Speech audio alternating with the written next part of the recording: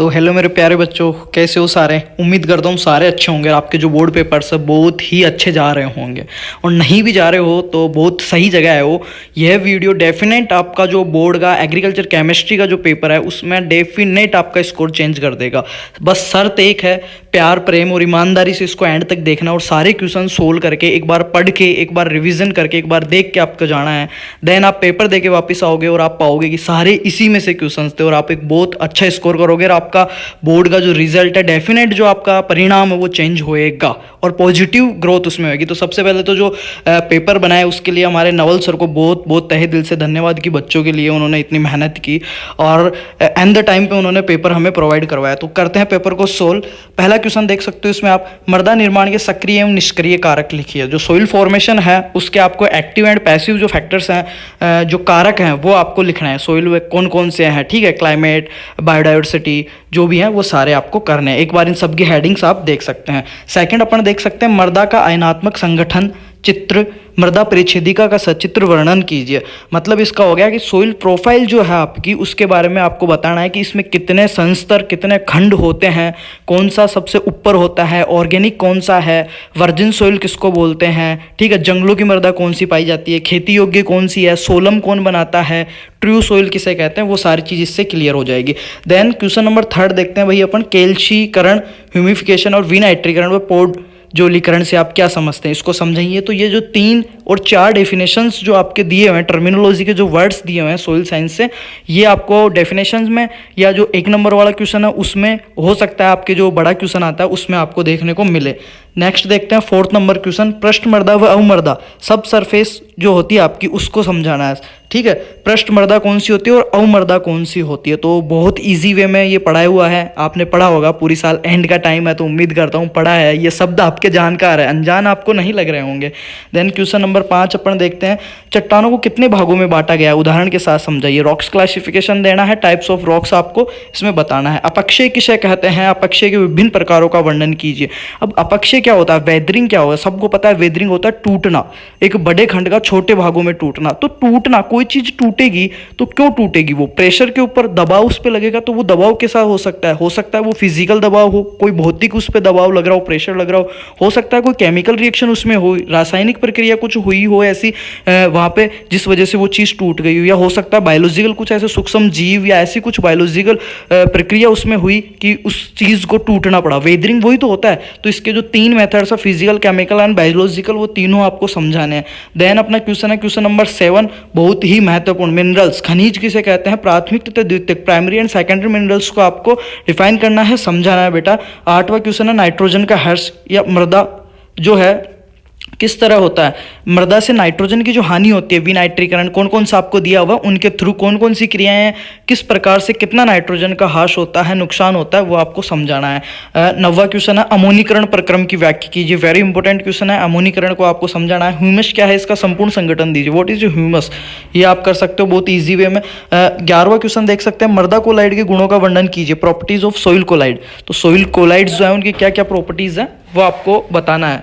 1 minute sir. हाँ, कोई then आपका 12वां क्वेश्चन है भाई, मृदा कोलाइड कितने प्रकार के होते हैं, कार्बनिक व अकार्बनिक कोलाइड्स, और मृदा कोलाइड कणों का आकार लिखिए। जो कोलाइड्स का आपका जो सारणी दी हुई है ना, सोइल पार्टिकल्स जो है, जो कोलाइड्स है उनकी साइज का जो दिया हुआ है, क्ले, सिल्ट, सैंड, ठीक है, वो कन्फर्म उसमें से एक क्वेश्चन आता है। तो वो जो 4 हैं, वो जो सारणी है वो रट लेना, दिमाग में उतार लेना, आप चिट में मत उतारना वरना फ्यूचर खराब हो जाएगा आपका, है ना।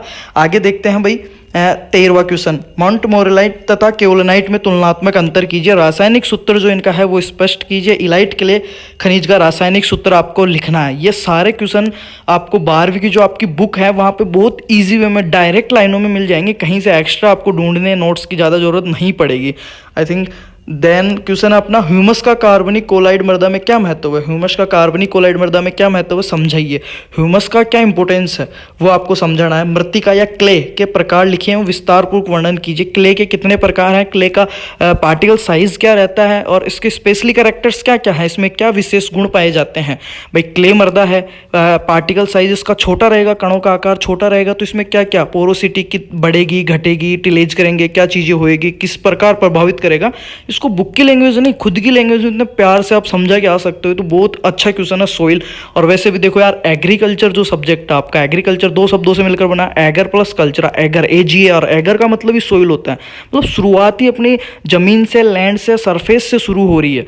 तो सोइल तो आपका पीछे छोड़ने वाली है नहीं, और सोइल के बिना एग्रीकल्चर इम्पॉसिबल है, ठीक है। कुछ हद तक हाँ ठीक है, हाइड्रोपोनिक्स अपन कर सकते हैं कि बिना मृदा की खेती, पर फिलहाल अपन अगर बात करें तो एग्रीकल्चर का, जिसको अपन कह सकते हैं बेसिक नीड या फंडामेंटल जो कह सकते हैं, या प्राइमरी सोर्स जो कह सकते हैं ना, जो अपने को जरूरत है, उसके बिना एग्रीकल्चर कर ही नहीं सकते, तो वो है आपका सोइल। तो सोइल के बारे में तो आपको पढ़ना ही पड़ेगा। ससंजन व आसंजन बल किसे कहते हैं, ये आपको समझाना है, ससंजन और आसंजन बल। ससंजन मतलब समान कणों के बीच, दो पार्टिकल है कोई भी, ठीक है, जैसे वाटर एंड वाटर, दो H2O के कणों, उनके बीच में जो बल लग रहा है आकर्षण, वो क्या कहलाएगा, ससंजन बल, ठीक है। और दूसरा है आसंजन बल, दो अलग अलग पार्टिकल्स है, एक सरफेस है अपनी, कोई भी सरफेस है, हार्ड सरफेस, उसके ऊपर जैसे समझ लो आप दीवार है, दीवार के ऊपर कोई डस्ट का पार्टिकल आ रहा है, तो दोनों डिफरेंट डिफरेंट हो गए ना, तो उनके बीच लगने वाला, तो ये ससंजन आसंजन बल आप बहुत प्यार प्रेम से कर सकते हैं। देन आयन विनिमय को समझाइए, आयन विनिमय को समझाइए। CEC की इकाई क्या होती है, ह्यूमस की CEC लिखिए, CEC इकाई क्या होती है, ह्यूमस की CEC, वन लाइनर क्वेश्चन है, बहुत अच्छा क्वेश्चन है। धनायन विनिमय व ऋणायन विनिमय को समझाइए, और इसको प्रभावित करने वाले कारक कौन कौन से हैं, धनायन विनिमय क्षमता और ऋणायन विनिमय क्षमता, सोइल के अंदर किस प्रकार ये इफेक्ट कर रही है, ये चीज भी आपको लिखना है। मृदा विलयन से जड़ पृष्ठ तक आयनों के स्थानांतरण की विसरण विधि को समझाना है। देन 21वां क्वेश्चन है, उभय प्रतिरोधन से आप क्या समझते हैं। उभय प्रतिरोधन बहुत ही इंपॉर्टेंट है, बफर विलयन वाला और उभय प्रतिरोधन दोनों ही बहुत अच्छे क्वेश्चन है, ठीक है।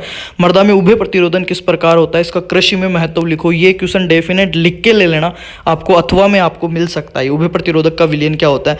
23वां क्वेश्चन है, मृदा का प्रतिशत बेस संतृप्त, PBC का सूत्र आपको लिखना है, PBS का सूत्र आपको लिखना है।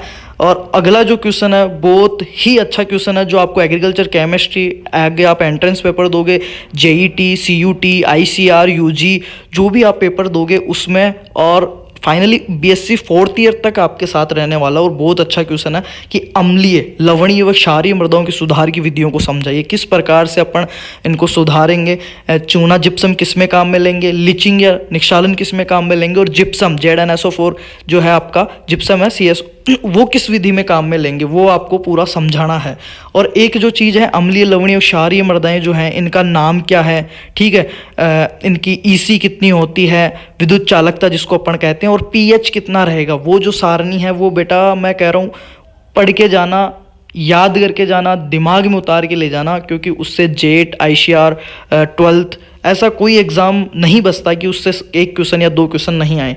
देन देखते हैं 24वां क्वेश्चन, लवणीय क्षारीय व लवणीय क्षारीय मृदाओं की pH, EC, ESP लिखिए, वो उसी टेबल से है, वो टेबल याद कर लेना, ऐसे कह रहा हूँ मैं, दिमाग में उतार ले जाना, अपना जो फोरहेड है ना, ललाट जो है ना आपका, उस ललाट पे उसको लिख के ले जाना तुम। क्षारीय मृदाओं में जिप्सम की अभिक्रिया को समझाना है, बहुत ईजी क्वेश्चन है। अम्लीय लवण प्रभावित मृदा बनने के 4 कारण, लवण प्रभावित मृदाएं जो हैं, अम्लीय मृदाएं, वो क्यों बन रही है, क्या क्या इसके पीछे रीजंस है, डायरेक्ट इनडायरेक्ट रूप से 4 कारण है, जलवायु, एनवायरमेंट जो भी है सारे, वो आपको देखना है। देन 27वां क्वेश्चन देखो, पौधों पर मृदा अम्लता द्वारा पड़ने वाले प्रभाव को लिखिए। पौधों पर, अगर अम्लीय मृदा में कौन से पौधे लगा सकते हैं, कौन से सूटेबल है, कौन से ज़्यादा सेंस वो है इसके प्रति सेंसिटिव, वो आपको समझाना है इसमें, ठीक है। पौधों पर मृदा अम्लता द्वारा पड़ने वाला प्रभाव आपको लिखना है। पोषक तत्वों का वर्गीकरण कीजिए, 17 आवश्यक पोषक तत्वों की कसौटी के 3 बिंदु लिखिए। थोड़ा सा रिवाइज करवा देता हूँ, आवश्यक पोषक तत्व कितने होते हैं, 17 आते हैं, पहले 16 थे, 17वां निकल ने दिया था, ठीक है, 17 हो गए। फिर 17 पोषक तत्वों का क्या सिद्धांत था, देखो आर्नोन और स्टाउट ने सिद्धांत दिया था। ये क्या सिद्धांत दिया था कि जिस पोषक तत्व, पहला सिद्धांत है, जिस पोषक तत्व की कमी है वो उसी से पूरी होगी।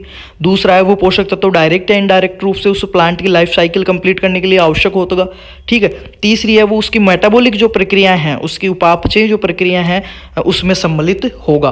देन अगला क्वेश्चन देखते हैं बेटा, पादप जड़ों के अंदर आयनों को प्रवेश की 2 विधियों को बताना है। पौधों में NPK, S, B, Fe के फंक्शंस एंड कमी के लक्षण लिखना है।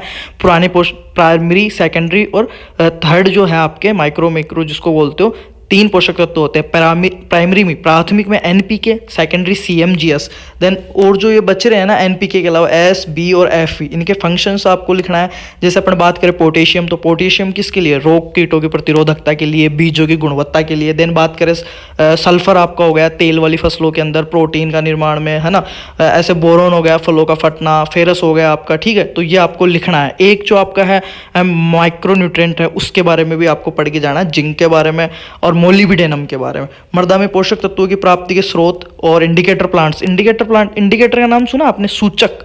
जैसे अपनी बाइक के इंडिकेटर होता है, जिस साइड अपने को घूमना उस साइड का अपन संकेत दे देते हैं, हिंट दे देते हैं कि मेरे को इस साइड घूमना है। तो इंडिकेटर ऐसे पोषक तत्व होते हैं जो फसल से पहले अपने को सूचना दे देते हैं कि यार इसमें इस पोषक तत्व की कमी हो रही है। जैसे सूरजमुखी हो गया बोरोन के लिए, ठीक है। तो इंडिकेटर प्लांट्स आपको लिखने हैं और इनके बारे में लिखना है। अमोनियम सल्फेट उर्वरक का रासायनिक सूत्र, कैल्शियम अमोनियम नाइट्रेट का संगठन आपको लिखना है। जैव उर्वरकों के प्रकार और कार्य आपको लिखना है। बायो फर्टिलाइजर्स के टाइप्स एंड वर्क्स, उनके जो है ना फंक्शंस, वो आपको लिखना है। यूरिया और डीएपी उर्वरक की मृदा में अभिक्रिया एवं फसलों पर प्रभाव डालते हैं, वर्णन करना है। यूरिया और डीएपी के बारे में, किस प्रकार से सोइल फर्टिलिटी, मृदा की अभिक्रिया जो है उस पर फसलों का प्रभाव। बायोयूरेट का फसलों पर क्या प्रभाव पड़ता है, बायोयूरेट का आपको फॉर्मूला लिखना है और कितना % ये फसलों के लिए हानिकारक होता है, इससे ज़्यादा होने पे वो सारी चीज़ आपको समझानी है। बायोयूरेट का निर्माण कैसे होता है वो चीज़ भी आपको समझानी है। कृषि रसायनों का मानव शरीर पर पड़ने वाले प्रभाव, वेरी इंपॉर्टेंट क्वेश्चंस है।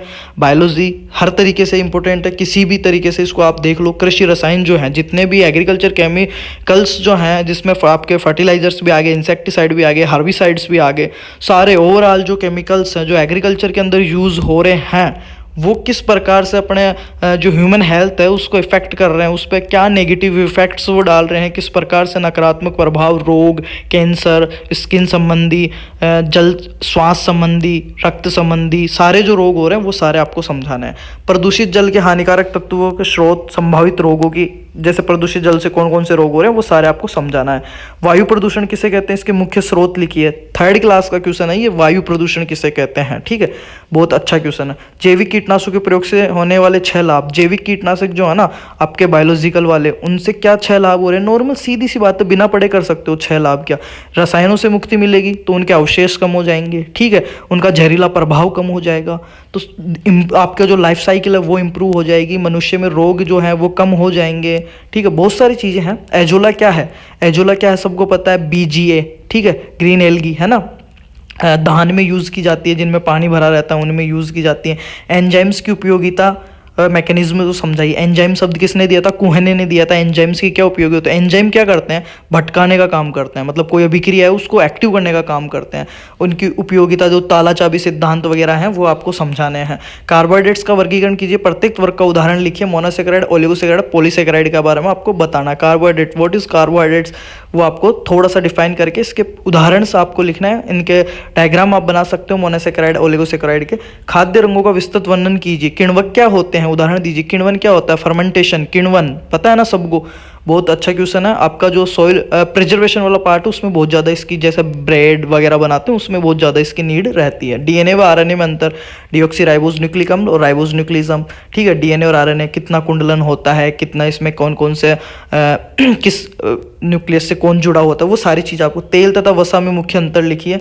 खाद किसे कहते हैं, जैविक खादों का वर्गीकरण और मृदा द्वारा पड़ने वाले प्रभावों का वर्णन कीजिए। खाद किसे कहते हैं, अब खाद आपको पता है 2 चीज़ होती है, एक तो होती है खाद, एक होता है उर्वरक, है ना। तो उर्वरक क्या होते हैं, फर्टिलाइजर्स, जो केमिकल्स जो आर्टिफिशियल रूप से कल कारखानों फैक्ट्रियोज में बनाए जाते हैं वो कहलाते हैं आपके उर्वरक। और खाद्य क्या होती है, जो जैविक रूप से मल मूत्र, पशु के अवशेष, गोबर, है ना, उन सब चीज़ों से मिलकर बनी होती है वो खाद कहलाती है। जैविक खादों का वर्गीकरण करना, मृदा पर पड़ने वाले प्रभावों का वर्णन कीजिए। तो ये तो हो गया बेटा आपका सोइल केमिस्ट्री का बोर्ड पेपर, एग्रीकल्चर केमिस्ट्री का, ठीक है। आगे और क्वेश्चंस है, इनको देख लेते हैं। देन आपको एग्रीकल्चर का हूबहू छपने वाला गेस पेपर समझाया हुआ है क्लास में, सिर्फ वो 1 घंटा कुछ मिनट की क्लास है, वो आप देख लेते हो तो मैं इतना श्योर होके कह सकता हूँ 100 नहीं 101%, 101% कि आप बहुत अच्छा करके आएंगे।